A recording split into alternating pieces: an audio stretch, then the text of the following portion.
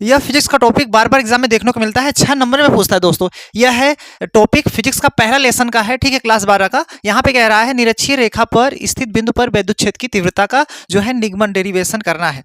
तो देखिए बहुत सिंपल ट्रिक्स बताने वाला हूं आपको, ठीक है, ज्यादा इसमें माथापच्ची नहीं करना है। देखो यहाँ पे कह रहा है निरक्षीय रेखा पर स्थित बिंदु पर विद्युत क्षेत्र की तीव्रता। पहले आपको क्या करना है, चित्र बनाना है। अगर आप कोई भी डेरिवेशन कर रहे हो, निगमन कर रहे हो, तो पहले उसको चित्र बनाना है और चित्र के सहारे से निगमन कर पाओगे, ठीक है। तो यहाँ पे देखिए पहले हम क्या करेंगे, पहले मानेंगे, ठीक है वन। तो मानेंगे क्या, यहाँ पे माना एक विद्युत ध्रुव क्या है दोस्तों, ए और बी है। माना एक विद्युत ध्रुव ए और बी है, तो यहाँ पे हम ए और बी मैंने मान लिया, क्या मान लिया, विद्युत ध्रुव। तो यहाँ पे ए और बी है, ठीक है, इतना आपको समझ में आया। माना एक विद्युत ध्रुव ए और बी है। विद्युत ध्रुव की लंबाई क्या है, 2l है, ठीक है। विद्युत ध्रुव की लंबाई क्या है दोस्तों, 2l है, ठीक है। विद्युत ध्रुव की लंबाई 2l है। विद्युत ध्रुव पर माइनस क्यों तथा प्लस क्यों 2 कूलाम आवेश स्थित है, ठीक है। विद्युत ध्रुव पर माइनस क्यों तथा प्लस क्यों 2 कूलाम आवेश स्थित है, इतना लिखना है। विद्युत ध्रुव के माध्य बिंदु, ये माध्य बिंदु है, विद्युत ध्रुव के माध्य बिंदु ओ से, ठीक है, विद्युत ध्रुव के माध्य बिंदु ओ से, यहाँ पे ओ मान ले रहा हूँ, ठीक है। विद्युत ध्रुव के माध्य बिंदु ओ से, ठीक है, निरक्षीय रेखा पे, अच्छी रेखा ऐसे होता है, निरक्षीय रेखा ऊपर होता है, ओ से अभिलंबवत, अभिलंबवत, ठीक है, r मीटर की दूरी पर, ठीक है, ऐसे एक बिंदु क्या है, एक बिंदु क्या है, P है, ठीक है वन, एक बिंदु P है, जिस पर हमें विद्युत क्षेत्र की तीव्रता जो है ज्ञात करनी है E, ठीक है। विद्युत क्षेत्र की तीव्रता E जो है ज्ञात करनी है, ठीक है। अब देखो थोड़ा सा हम इसको ऐसे मिलाएंगे, ठीक है, ऐसे मिला दीजिएगा, ऐसे, ठीक है, ऐसे मतलब इसको ऐसे सीधा सीधा मिलाना है, ठीक है। ऐसे इसको भी मिला दीजिए, करके मिला दीजिए आप लोग, ठीक है। अब देखो ये थोड़ा सा हम यहाँ से यहाँ ऐसे सीधा कर देंगे, ठीक है, ऐसे इसको हम E2 cos थीटा मान लेंगे यहाँ पे, ठीक है। इसके सामने जो होगा थोड़ा सा हम और इसको नीचे कर दे रहा हूँ, ठीक है, देखिए ऐसे, चलिए इसको मैंने E माना था, ये जो जस्ट सामने जो होगा ऐसे, इसको हम मानेंगे E1 cos थीटा, ठीक है। इसको हम E1 cos थीटा मानेंगे, इसको E2 cos थीटा, ठीक है वन, इतना। ये आपका जो फिगर जो है कंप्लीट हो गया है, ठीक है। अब देखो फिगर आपका जो है कंप्लीट बन गया है। अभी हम और थोड़ा अगर लिखना चाहें तो यहाँ पे लिख सकते हैं, ये जो विद्युत ध्रुव की लंबाई क्या है 2l है, तो इसको हम l मान ले रहे हैं, इसको भी l मानेंगे, थोड़ा थोड़ा l में बांटेंगे ऐसे, ठीक है, ऐसे थोड़ा इसको हम ऐसे लिखेंगे, ठीक है, इतना, क्योंकि 2l है तो इतना लिखेंगे ही। अब देखो यहाँ पे AOP या BOP आपका देखिए यहाँ पे, अब ये देखो आपका डायग्राम बन गया। अगर मान लो हम डायग्राम में इधर ऊपर लिखना चाहेंगे तो E1 साइन थीटा होगा, साइन थीटा इधर E2 साइन थीटा होगा, बट साइन में जो है अगर मान रखोगे साइन 0 का मान 0 हो जाएगा, निरक्षीय हो जाएगा, मतलब एक दूसरे इस तरफ लेंगे ना तो ये क्या हो जाएगा, 0 आ जाएगा, इसलिए हम उसको नहीं लेंगे, ठीक है। अभिलंबवत जो है निष्क्रिय हो जाएगा, इसलिए हम लोग उसको नहीं लेंगे, ठीक है। तो आपको सबसे पहले क्या कर ध्यान देना है, माना एक विद्युत ध्रुव ए बी है, ठीक है दोस्तों, मैंने क्या बताया, माना एक विद्युत ध्रुव ए और बी है, विद्युत ध्रुव की लंबाई क्या है 2l है, ठीक है। विद्युत ध्रुव पर माइनस क्यू तथा प्लस क्यू 2 कूलाम आवेश स्थित है। विद्युत ध्रुव पे विद्युत ध्रुव के माध्य बिंदु O से r मीटर अभिलंबवत r मीटर की दूरी पर निरक्षीय रेखा में एक बिंदु क्या है P है, ठीक है। एक बिंदु मैंने क्या बताया, एक बिंदु P है, ठीक है दोस्तों, यहाँ पे एक बिंदु क्या है P है, ठीक है, ये आपका एक बिंदु है जिसको हम P बोलेंगे, ठीक है। अब यहाँ पे विद्युत क्षेत्र की तीव्रता E जो है ज्ञात करनी है, ठीक है। इधर आपका E1 cos थीटा, इधर नीचे E2 cos थीटा, मतलब ये जो है आपका क्या होगा, E2 cos थीटा होगा, ऊपर वाला क्या होगा आपका E1 cos थीटा होगा, ठीक है। इसको आपको अच्छे से समझ में लेना है, ठीक है ना। चलिए अब इतना आपको आई होप समझ में आ गया होगा बहुत अच्छे से। अगर ये समझ में आ गया तो आप पूरा अच्छे से निगमन कर पाओगे, ठीक है। चलिए अब देखना हम लोग क्या करेंगे यहाँ पे, ठीक है। अब यहाँ पे जब तीनों मान पता चल गया, इसका एक कण का मान नहीं पता है, ठीक है, तो हम कण का मान नहीं पता तो इसको हमें मान निकालना पड़ेगा। तो हम क्या यहाँ पे क्या करेंगे, इसके आगे यहाँ पे लिख दे रहे हैं पाइथागोरस प्रमेय से, ठीक है। त्रिभुज यहाँ पे देखो AOP में, AOP में, ठीक है, चूंकि त्रिभुज AOP में। अब देखिए इसमें पाइथागोरस प्रमेय लगाएंगे, पाइथागोरस प्रमेय से, ठीक है, पाइथागोरस प्रमेय से।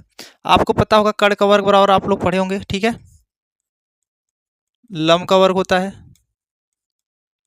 प्लस आधार का वर्ग होता है। ठीक है, ये आपका फार्मूला होता है। ठीक है, कड़ क्या है इसमें, ये तो कड़ है क्योंकि ये आपका समकोण त्रिभुज बन रहा है ना यहाँ पे, तो ये कड़ है। कड़ क्या है, ए पी है, तो यहाँ पे ए पी कड़ हो जाएगा, इसका वर्ग हो जाएगा।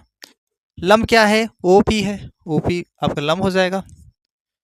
आधार क्या है, ए ओ है। ठीक है, ए ओ है, इसका वर्ग। आधार ये भी हो सकता है, ये भी हो सकता है, बट ये दोनों त्रिभुज आपस में बराबर हैं। ठीक है, अब देखो यहाँ पे क्या हो जाएगा, ए पी का वर्ग बराबर ओ पी का मान कितना है, ओ पी का मान ए टोटल आर है, तो आर का वर्ग कर दोगे प्लस इसका मान क्या है, ए ओ का मान, ए ओ का मान यल है, यल का वर्ग कर दीजिए। ठीक है, स्क्वायर हटाएंगे क्या आ जाएगा, ए पी बराबर रूट में आ जाएगा R square plus L square हो जाएगा। ठीक है, वन इतना हो जाएगा, ये आपका ए पी का मान। ठीक है, ए पी का मान इतना आ गया तो ये भी दोनों समान होगा। ठीक है, जैसे मान लो कहने का मतलब ये जो है ए पी, जैसे कहने का मतलब ए पी जो दिख रहा है आपको, ए पी किसके बराबर होगा, बी पी के। ठीक है, बी पी के बराबर होगा। ठीक है दोस्तों, ये आपको समझना पड़ेगा। ठीक है, क्योंकि दोनों त्रिभुज की जो दोनों भुजाएं बराबर होगी। ठीक है, क्योंकि ये भी बराबर है, ये भी बराबर, इसलिए इनका जो कोण बनेगा उसका उतना ही कोण उसका भी बनेगा। ठीक है, तो इन दोनों का मान ये आएगा, तो हम यहाँ पे इसको रखेंगे। ठीक है,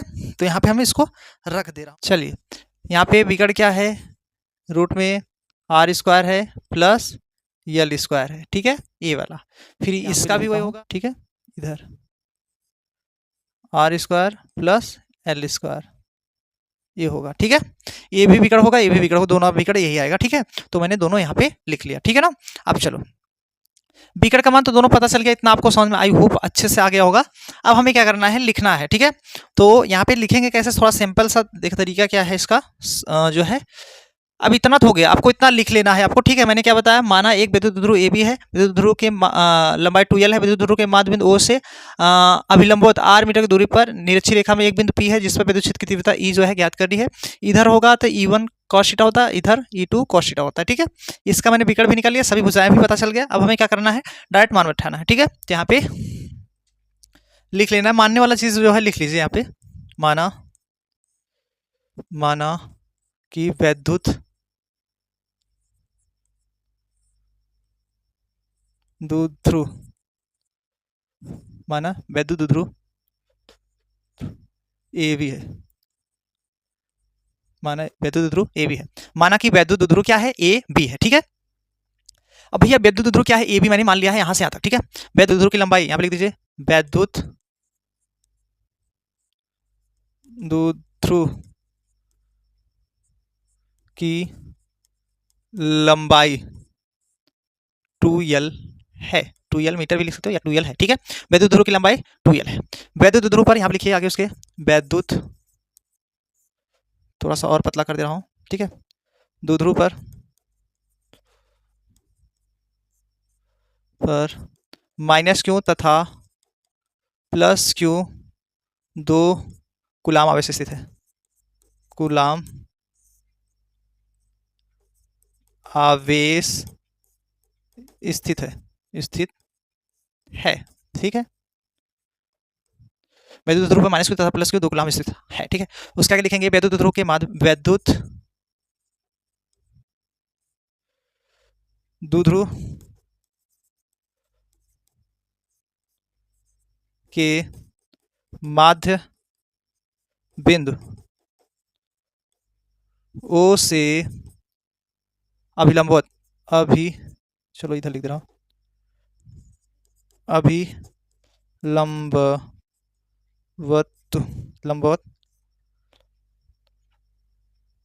लंबवत। ठीक है, देखो वैद्युत ध्रुव के माध्य बिंदु ओ से, देखिए यहाँ पे वैद्युत ध्रुव के माध्य बिंदु ओ से अभिलंबवत। ठीक है, निरक्षी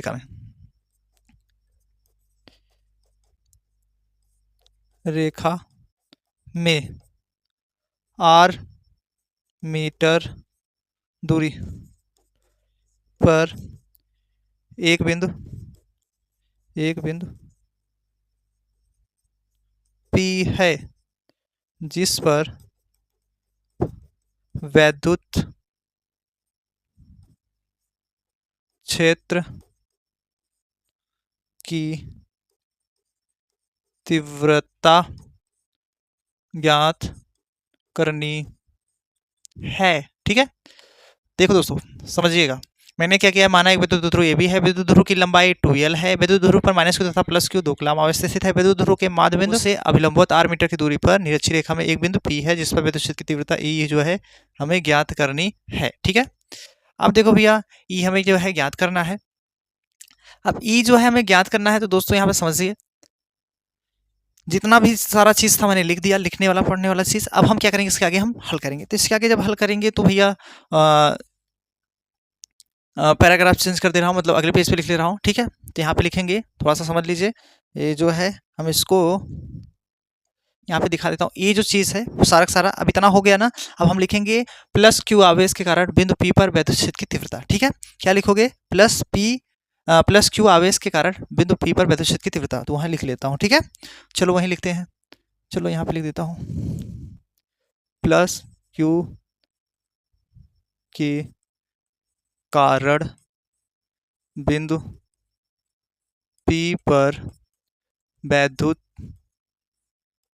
क्षेत्र की तीव्रता। ठीक है, क्षेत्र की तीव्रता। ठीक है, अब देखो +q आवेश के कारण विद्युत क्षेत्र की तीव्रता, यहाँ पे समझिएगा, देखो यहाँ पे +q आवेश के कारण बिंदु P पर विद्युत क्षेत्र की तीव्रता निकालना है यहाँ पे। अब देखो इसके बीच की दूरी क्या होगा, ये होगा r² + l²। विद्युत क्षेत्र की तीव्रता का मैं फार्मूला आपको बता रखा हूँ। ठीक है, अब देखो यहाँ पे लिख देता हूँ, विद्युत क्षेत्र की तीव्रता का आपका फार्मूला यहाँ पे मैं लिख देता हूँ, E बराबर होता है 1/4 पाई अब से नॉल्ट होता है। ठीक है, Q/r², ये आपका विद्युत क्षेत्र की तीव्रता का फार्मूला होता है। ठीक है, अब ये आपका फार्मूला होता है दोस्तों, बट ये फार्मूला में हम लोग बैठाएंगे तो यहाँ पे क्या हो जाएगा, E बराबर, इसको E1 करेंगे। ठीक है, क्योंकि देखो यहाँ पे जो था ये वाला सीधा यहाँ पे E1 cos थीटा गया ना, तो इसलिए हम लोग E वाला ले रहा हूँ। ठीक है, तो यहाँ पे क्या हो जाएगा, E1 1/4 पाई अब से नॉल्ट, ठीक है, Q बटा क्या हो जाएगा r²। अब देखो r की जगह पे क्या है, जैसे इसके बीच की दूरी क्या है, यही टोटल है, मतलब इसके बीच की दूरी यही होगा ना, टोटल यहाँ से लेकर के यहाँ तक यही तो है, ये है ना, यहाँ से यहाँ तक। तो भैया ये जब टोटल इसके बीच की दूरी ये है r² + s² रूट में है, तो हम यही लिखेंगे ना, r² + l² रूट में ही लिखेंगे ऐसे। अब देखो फॉर्मूले में स्क्वायर है तो यहाँ पे स्क्वायर भी ऐसे लगा दीजिए ऐसे। ठीक है, अब देखो, अब हम इसको यहाँ लिख दूँ, बराबर पे लिख दे रहा हूँ, बराबर 1/4 पाई अब से नॉल्ट, ठीक है, इंटू Q बटा, अब इसका वर्क करेंगे रूट हट जाएगा। ठीक है ना, यहाँ पे r² + l² हो जाएगा, रूट हट गया। ठीक है, इतना, इसको हम समीकरण 1 मान लेता हूँ। ठीक है, समीकरण 1, ठीक है ना। अब देख लो, अब निकालेंगे -q के कारण, देखो यहाँ पे फिगर में, अब यहाँ पे निकालेंगे -q के कारण बिंदु P पर विद्युत क्षेत्र की तीव्रता, तो यहाँ पे लिखेंगे -q के कारण बिंदु P पर वैद्युत क्षेत्र की तीव्रता। ठीक है, अब देखो सेम वही रहेगा इसमें, देखो सेम वही रहेगा इसमें, देखो यहाँ पे जब ये वाला लाइन लेंगे तो E2 हो जाएगा ना, E2 cos थीटा हो जाएगा, मतलब E2 वाला, मतलब E2 से लेकर हल करेंगे, यहाँ पे E2 हो जाएगा, बराबर वही फार्मूला रहेगा, 1/4 पाई अब से नॉल्ट हो जाएगा। ठीक है, 1 इंटू Q बटा r²। तो देखो भैया r² जब हम करेंगे तो r की जो इसके बीच की दूरी यही होगी, जो इस तरफ है वही इस तरफ भी होगा। ठीक है, अब यहाँ पे r² + l² जो है रूट में ले लेना है। ठीक है, इतना। अब इसमें भी वर्क करेंगे, फार्मूला वही है, सेम तो है ही रहेगा, बराबर 1/4 पाई अब से नॉल्ट, ठीक है, इंटू Q बटा क्या हो जाएगा, r² वही होगा, r² + l² ब्रैकेट में हो जाएगा बस। ठीक है, ऐसे। अब इसको हम समीकरण 2 मान ले रहा हूँ। ठीक है, इसको समीकरण 2, ऐसे समीकरण 2 हो गया। अब देखो समीकरण 2 हो गया, अब मैं यहाँ पे समीकरण 2 हो गया, अब लिखेंगे अतः बिंदु, देखो यहाँ पे P है ना, बिंदु P पर विद्युत क्षेत्र की तीव्रता लिखेंगे, बिंदु P पर परिणामी तीव्रता, ठीक है, परिणामी तीव्रता। वैसे तीव्रता का मैं आपको फार्मूला बता दूं, आपको पढ़ाया था, E बराबर E1 + E2 + E3 ऐसे डॉट डॉट ई एन तक, ठीक है, ऐसे पढ़ा था ना। बट हमें यहाँ पे ई वन, देखो ई बराबर क्या हो जाएगा, थोड़ा समझिएगा, ई वन, ठीक है, प्लस ई टू रहता है, बट यहाँ पे कॉस लिखेंगे, प्लस ई टू के जो है कॉस थीटा। अब कहेंगे सर ये क्यों, आप पढ़ाए तो ये थे, देखो क्योंकि इसमें हम ई वन कॉस थीटा और यहाँ पे ई टू कॉस थीटा माने थे, तो वही हम लोग रखेंगे इसमें, ठीक है, वही हमने यहाँ पे रखा भी है, ठीक है ना। अब देखो, अब जब वहाँ पे ये रखे हो तो अब हमें ये फार्मूला जो है इसमें पुट करना, मतलब ये मान इसमें हमें बैठाना है, ठीक है। अब देखो हम बैठाएंगे कैसे, ई वन बराबर, ई वन का मान ये टोटल दिख रहा है ना, इतना है, ई वन का मान देखो यहाँ पे ये है ना, वही है, और ई टू का मान भी वही है, सेम सेम दिख रहा है उतने मान, तो यहाँ पे हमें पुट करना है, इसमें मान बैठाना है, जहाँ ई वन है वही रखना है। अब रखेंगे कैसे, थोड़ा सा हम इसको हम अगले पेज पे देखो बता देते हैं, ठीक है। चलो देखो, ई बराबर ई वन, ई वन का मान क्या था, 4 pi epsilon naught, 1/4 pi epsilon naught Q बटा R square plus L square, ये है यहाँ पे कॉस थीटा था, ठीक है, प्लस अब देखो इसका जो ई टू का है, देखो यहाँ पे ई वन का मान हो गया, ई वन का मान ये वाला यहाँ पे मैंने बैठा दिया, और ई टू प्लस ई टू का मान फिर यहाँ पे कॉस थीटा रहेगा, ई टू का मान वही है सेम, तो यहाँ पे 1/4 पाई अब से नॉल्ट, ठीक है, अब से नॉल्ट हो जाएगा, क्यू बटा क्या हो जाएगा, R square plus L square, ऐसे कर देंगे, कॉस थीटा है तो कॉस थीटा यहाँ पे रहने दीजिए, ठीक है। आप देखना अब हम क्या करेंगे, ये तो वन है, वन तो है तो कोई दिक्कत नहीं है, इसको कॉमन कर दीजिए। चलो ई बराबर 1/4 pi epsilon naught Q बटा R square plus L square, मैंने कॉमन कर दिया, जब कॉमन करोगे तो यहाँ पे बचेगा cos theta plus cos theta दोनों में, ठीक है। अब देखो ई बराबर क्या हो जाएगा, 1/4 पाई अब से नॉल्ट, ठीक है, बट्टा यहाँ पे क्यू बटा R square plus L square, ये बचेगा इंटू कॉस कॉस जोड़ेंगे 2 cos थीटा हो जाएगा, ठीक है, 2 cos थीटा। अब देखो थोड़ा सा चित्र में देखो, अब हमें कॉस का मान निकालना है, अब फिगर तो ए था, जैसे यहाँ पे इसका मान इतना है, इसका मान इतना है, इसका मान इतना, तीनों का मान निकल गया।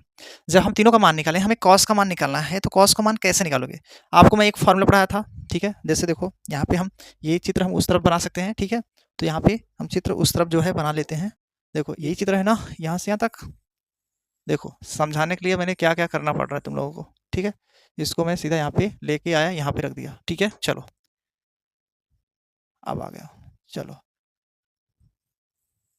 अब ये जो चित्र आपको दिख रहा है, ये यहाँ लिख देता हूँ, ठीक है। चलो चलो चित्र कंप्लीट यहाँ आ गया, ठीक है। देखो भैया चित्र जब यहाँ लेके आए हैं तो कॉस थीटा का मान निकालना है, तो यही मेन तो मकसद था, कॉस थीटा का मान कैसे निकालें, ठीक है। तो कॉस थीटा का मान हम लोग ऐसे निकालेंगे, ये जो मान दिख रहा है पूरा इसी में से निकालेंगे, ठीक है। अब इसी में से कैसे निकालोगे थोड़ा समझिए, हम यहाँ पे क्या कर रहा हूँ, कॉस थीटा का फार्मूला लिख दे रहा हूँ, ठीक है, यहीं पे हम कॉस थीटा फार्मूला लिख दे रहे हैं, कॉस थीटा आधार बटा क्या होता है, कड़ होता है ना, ये फार्मूला होता है। फिर यहाँ पे लिखिए कॉस थीटा, आधार का मान क्या है, चाहे ये त्रिभुज ले, चाहे त्रिभुज मैंने ले रहा हूँ, चलो त्रिभुज ए ओ पी में जो है वो हल कर रहा हूँ, तो यहाँ पे देखोगे आधार यही होगा ना, ए ओ, कड़ क्या होगा ए पी।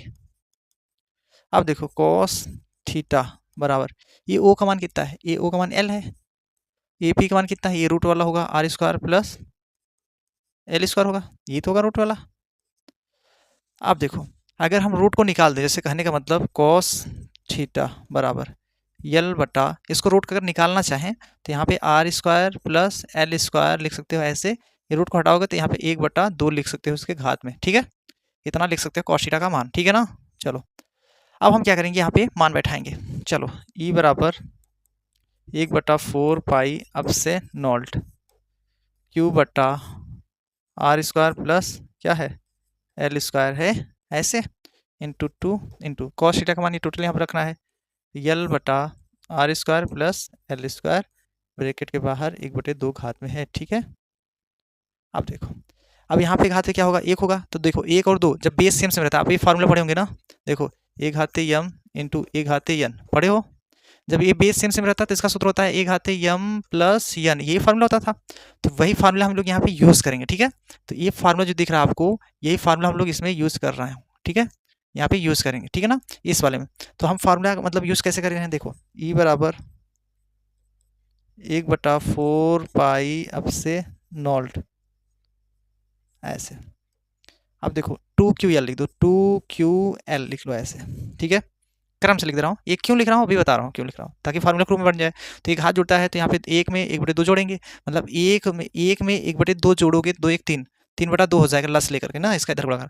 तो यहाँ पे हो जाएगा R² प्लस L², जिसके पावर 3/2 हो जाएगा, ठीक है। अब देखो, अब हम क्या करेंगे, इसको भी थोड़ा सा मिटा दे रहा हूँ, ठीक है। चलो आप देखना, ये तो पाई ऐसे खींच दीजिएगा। अब यहाँ पे हम बना देते हैं चूकी, ठीक है। चूकी P बराबर आप पढ़े होंगे 2QL, विद्युत ध्रुव आघूर्ण, ठीक है। ये आप पढ़े होंगे विद्युत ध्रुव आघूर्ण, दोनों आवेशों में से कोई एक आवेश तथा उनके बीच की अल्पतम दूरी के गुणनफल को विद्युत ध्रुव आघूर्ण कहते हैं। ये आपका जो है डेफिनेशन होता है इसका। अब हम इसमें पुट करेंगे, बैठाएंगे मान, ठीक है दोस्तों। अब देखो मान बैठाना है, तो मान कैसे बैठाते हैं थोड़ा समझिएगा, यहाँ पे थोड़ा सा चलो देखो, यहाँ पे E बराबर 1/4 पाई अब से नॉल्ट, ठीक है। बट यहाँ पे P लिखेंगे बटा इसका, देखो इसके जगह पे देखो R जो है, देखो R जो है L की अपेक्षा काफ़ी बड़ा है, ठीक है, बड़ा है ना। तो इसका मतलब हम लोग क्या करेंगे, L जो है ग्रेटर लेस मोर देन जो है R होगा, मतलब R काफ़ी बड़ा है। तो हम यहाँ पे क्या करेंगे, L बराबर 0 रखने पर, ठीक है, नगड़ मान लेंगे रखने पर, ठीक है। तो यहाँ पे हम 0 रखेंगे, तो यहाँ पे R², फिर यहाँ पे प्लस 0 का वर्ग, 0 ही होता है, 3/2 हो जाएगा, ठीक है। अब देखो, अब इतना हो गया ना। अब हम क्या करेंगे, इसी में मान रखना है, तो भैया मान रखोगे तो सिंपल सी बात है वही मान आएगा। देखो कहने का मतलब, देखो जैसे E बराबर 1/4 पाई अब से नॉल्ट P बटा ये R के स्क्वायर करो, मतलब 0 को और करोगे 0 आएगा, 0 से कोई मतलब नहीं, जोड़ोगे तब भी वही रहे बच्चे R² ही रहेगा। तो यहाँ पे R² के पावर क्या हो जाएगा, 3/2। जब घात ऊपर घात रहता है तो ये और ये कट जाएगा ऐसे, ठीक है, ऐसे काट सकते हैं, ठीक है। जब इसको काट देंगे तो क्या लिखेंगे भैया, थोड़ा समझिएगा, 1/4 पाई अब से नॉल्ट P/R³ ये बचेगा, ठीक है। तो यही आपका जो है प्रूफ करके हम लोग लिख देंगे, ठीक है। थोड़ा सा हम इसको और ऊपर कर दे रहा हूँ ताकि आपको कोई समस्या ना हो, ठीक है। देखो कहने का मतलब E बराबर आपका हो जाएगा, यही फार्मूला हो जाएगा, 1/4 पाई अब से नॉल्ट P/R³, यही आपका प्रूव हो गया, ठीक है। इसका मात्रक न्यूटन प्रति कूलम, ये आपका प्रूव हो गया, ठीक है। ये हमें प्रूव करना था दोस्तों, इतना ही आपको प्रूव करके लाना था। ये आपका इतना ही अगर आप लोग लाते हो तब जाके आपका जो है 6 नंबर पक्का अच्छे से क्लियर हो जाएगा, एक भी नंबर नहीं कटेगा, ठीक है। आई होप आपको बहुत अच्छे से समझ में आ गया होगा दोस्तों। इसका पहले आप लोग स्क्रीनशॉट ले लीजिए, पहले यहाँ से लिखिए, मतलब रुकिए पहले देखो, पहले यहाँ पे स्क्रीनशॉट ले लीजिएगा, ठीक है। इसके बाद कहाँ पे जाओगे, यहाँ पे स्क्रीनशॉट लेना है, ठीक है। फिर इसके बाद यहाँ पे लेना है, ठीक है। चलिए, आई होप आपको बहुत अच्छे से समझ में आ गया, ठीक है। मिलते हैं दोस्तों फाइनली अगली वीडियो में। जय हिंद।